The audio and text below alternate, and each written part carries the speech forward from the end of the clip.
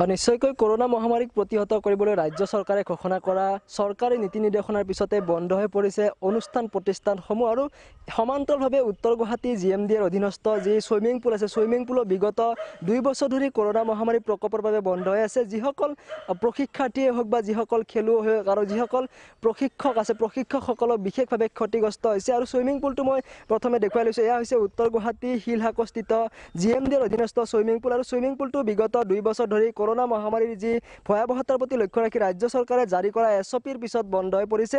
আৰু বিগত 2 বছৰে যেহেতু বন্ধ হৈছে, বন্ধ হৈ থকাৰ পৰিপ্ৰেক্ষিতত সুইমিং পুলটোৰ লগত যিসমূহ ব্যৱহৃত সামগ্ৰী আছে সা সৰঞ্জামখিনি কিন্তু ক্ষতি হৈছে কিছু পৰিমাণে। আৰু মই কথা পাতিবলৈ যত্ন কৰিম সুইমিং পুলৰ যিহেতু প্ৰশিক্ষকসকল আছে, যিহেতু কৰোনা মহামাৰীৰ যি প্ৰকোপ এই প্ৰকোপক ৰোধিবলৈ ৰাজ্য চৰকাৰে যিহেতু যি চৰকাৰী নীতি নিৰ্দেশনা জাৰি কৰিছে আৰু সেই চৰকাৰী নীতি নিৰ্দেশনাৰ পিছতে যিহেতু সুইমিং পুলকে আদি কৰি কেতবোৰ যি সামাজিক অনুষ্ঠান আছে বা অনুষ্ঠান প্ৰতিষ্ঠানসমূহ বন্ধ হৈ আছে, তেনে পৰিপ্ৰেক্ষিতত আৰু উত্তৰ গুৱাহাটীৰ যি GMDৰ অধীনস্থ যি সুইমিং পুল আছে, সুইমিং পুলত দৈনিক যিহেতু শতাধিকৰো অধিক ছাত্ৰ বা খেলুৱৈ তথা প্ৰাপ্ত প্ৰশিক্ষাৰ্থীসকলে তেওঁলোকে ইয়াত প্ৰশিক্ষণ ল'বলৈ আহে আৰু প্ৰশিক্ষকসকলে ইয়াত এই যি খেলুৱৈসকলক প্ৰশিক্ষণ দিয়ে। আৰু যিহেতু এই সুইমিং পুলতেই তেওঁলোকে প্ৰশিক্ষণ লৈ ৰাজ্যিক বা আন্তঃৰাজ্যিক পৰ্যায়ৰ সুইমিং খেলত তেওঁলোকে অংশগ্ৰহণ কৰে। মই ইয়াৰ প্ৰশিক্ষকৰ লগত কথা পাতিবলৈ যত্ন কৰিম। যিহেতু বিগত 2 বছৰ ধৰি কৰোনা মহামাৰীৰ প্ৰকোপৰ বাবে বন্ধ হৈ আছে, কেনেধৰণে আপোনালোকৰ ক্ষতি হৈছে বা কি ক'ব বিচাৰিব?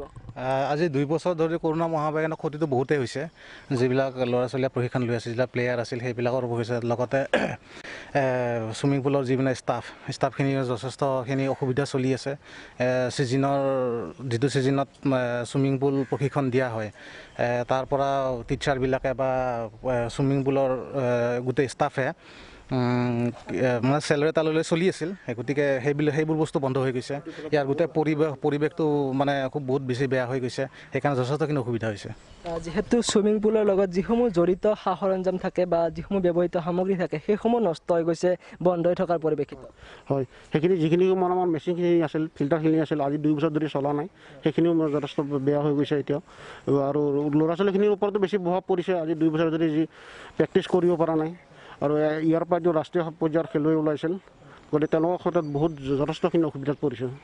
নিশ্চয়কৈ যিহেতু 2 বছৰ ধৰি এই চুইমিং পুলটো বন্ধ হৈ আছে, বন্ধ হৈ থকাত যিসকল ইয়াত খেলুৱৈ বা প্ৰশিক্ষাৰ্থীসকলে প্ৰশিক্ষণ ল'বলৈ আহে তেওঁলোকো বিশেষভাৱে ক্ষতিগ্ৰস্ত হৈছে। তাৰোপৰি প্ৰশিক্ষকসকলৰ যি দৈনিক ইয়াৰ পৰা যিসকল খেলুৱৈ আহে, খেলুৱৈসকলে যি খেল প্ৰশিক্ষণ দি তেওঁলোকে চলি আছিলে। কিন্তু এই যি কৰোনা মহামাৰীক ৰোধিবলৈ ৰাজ্য চৰকাৰে জাৰি কৰা চৰকাৰী নীতি নিৰ্দেশনাৰ পিছত এই চুইমিং পুলসমূহ বন্ধ হৈ পৰিছে। আৰু চুইমিং পুলৰ লগত জড়িত যিসমূহ ব্যৱহৃত সা সৰঞ্জাম আছে, সা সৰঞ্জামসমূহো কিছু পৰিমাণে ক্ষতি হোৱা পৰিলক্ষিত হৈছে। এনেদৰে এতিয়া কৰোনা মহামাৰীৰ যি প্ৰকোপৰ বাবে বন্ধ হৈ আছে উত্তৰ গুৱাহাটীৰ GMDৰ অধীনস্থ চুইমিং পুল।